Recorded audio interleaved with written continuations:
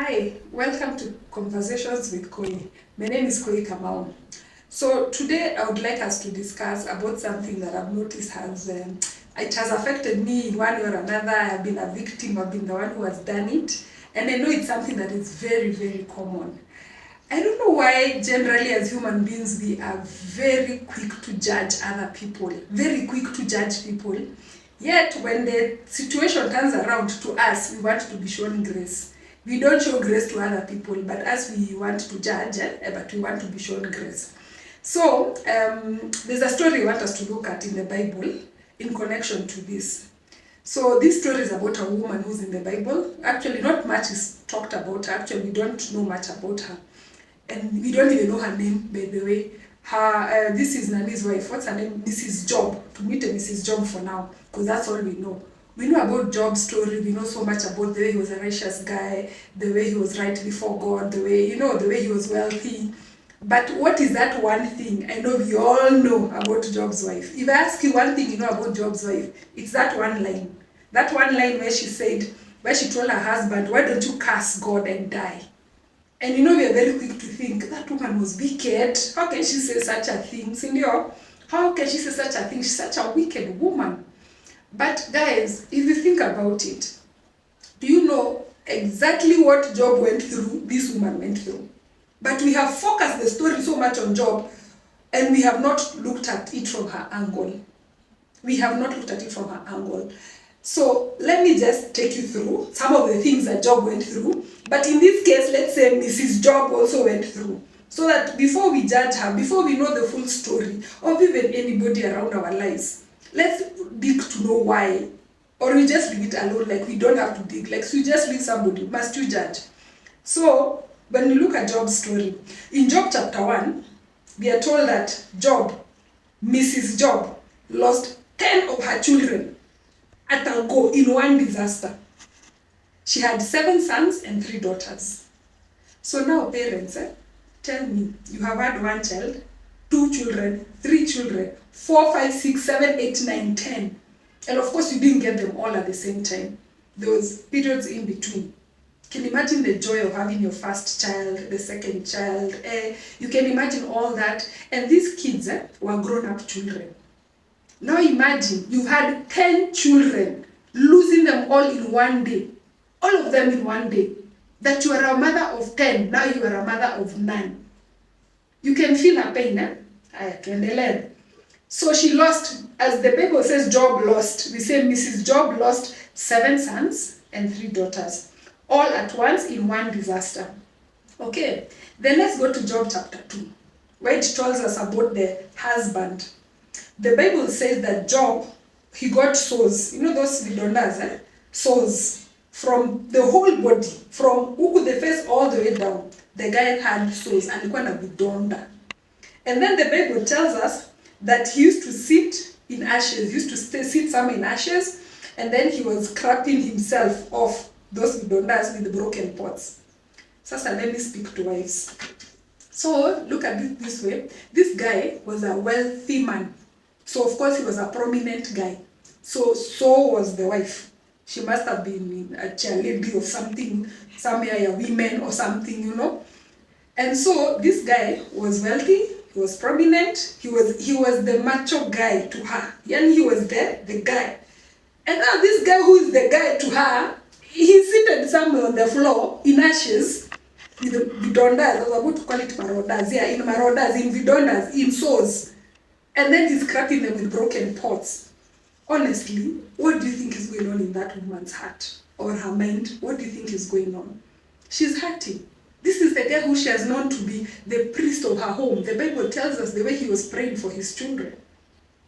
This is the man who was her provider. I'm listing the work of men, by the way, as I'm talking about the priest of the home. He was the provider. He was a wealthy man. This man was her protector. Hiyo P ingine sitaongelea hapa. You all know, you know what the other P is. But he had 10 children there, so you know what he did with the other P. So he was this guy to her.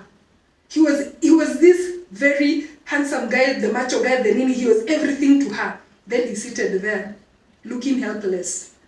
broke because they had lost everything. That was the next point I was going to say. They lost properties, they lost cattle, they lost everything, their donkeys, their everything, their wealth, all their wealth.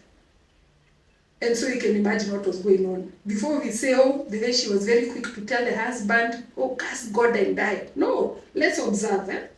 So this woman had gone through everything, losing children, losing wealth. Then there's the husband is looking Oishe over there, you know. And then you can imagine now they have become the laughing stock of the community. And you know how us women, that thing affects us even more. When we become the laughing stock of the community, you know. So these guys were doing well, then now they are down there. I mean, guys, should we be really judging this woman? Should we really be judging her? And so, when I compare her with Job's friends, the Bible tells us in Job chapter 32 verse 3, that also against his three friends, his wrath was aroused because they found no answer, but yet they condemned Job. These guys, they looked for a problem with Job, and they even asked him, Ati, what did you do so that God can bring for you these issues in your life? I would try and figure out what you did. They tried to look for, like, what the problem in Job's life, like, where did he go wrong? And they could not find it. But however, they still condemned him. It's in the Bible. So the Job's friends accused him of doing evil, of sin, and of hypocrisy. That is what they accused him of. Yet they did not even find evidence for that. Do you know what shocks me the most about us guys? And I say us guys, I mean human beings, and also Christians. You know, there are times when people go through wilderness experiences, and I've been there, where you've gone through wilderness experience, where you're doing well, financially, everything was fine, then all of a sudden everything goes down. And it goes and goes, like, when you feel you've reached bottom rock, you realize higher, there's another place lower than that, deeper than that, and you go lower. You've gone lower. A place you can't even provide for your family. A place, do you know, where you're deciding between in the house who is eating and who is not eating. I don't know whether you've reached there, guys. But there are times when we reach there. But you know, the saddest bit is that our friends, relatives, people around us are the first ones to judge us. Alikosea wapi? That is why they are going through such problems. And you know, sometimes, and actually most of the times, we go through difficult situations that God may be glorified. Because sometimes God takes us through a class in these struggles. We get closer to God. We go through a class. And through this class, we get closer to God. But at the same time, by the time He rescues you out of that situation, He's going to be glorified. Because if you look at Job's story, the last chapter, it says that he was restored in doubles. Meaning, God blessed him and his glory was seen through Job. For his own glory, sometimes we go through these problems. But the thing about us Christians, and even just people generally, we are very quick to judge others. We are very quick to, in fact, I feel like at that point we feel like, that is where they're in that problem. That person is not thinking. And we are there quick to give solutions that are never working. And I'm not saying it's bad to help. No, it's good to help, but please don't put people in a situation where they feel like they're not thinking or they brought these calamities to themselves. No. You find people start saying, hata ndio maana una bwana, hata ndio maana una bibi, ndio maana hata kazi huwezi shikilia. You know, sometimes it's true there's issues we have, character flaws, but sometimes it's not. So since we don't know, why are we quick to judge? Why are we quick to judge, by the way? Do you know, by the way, all videos done by Conversations with Koi have been shot at Charis Homestay Airbnb, which is located in Karen Shopping Center. See, you can see it's a beautiful place, yeah? Yeah, so guys, in case you want to book an Airbnb, it's a 1-bedroom house. It's within Karen Shopping Center, like I said earlier. It is very convenient. It has all the utilities just around. I mean, the hub is just around here. There's the cross in other places, and it's very, very ideal even for your visitors, in case you have visitors coming from outside the country, outside the county, and even yourself when you want a staycation. Because honestly, sometimes you want a staycation, trust me. I know we love our children, but yeah, at times they can make us go a bit, yeah, so we need a break from them.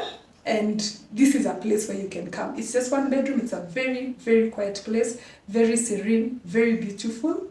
So if you want to book, please call the numbers that appear on the screen right now, and thank you.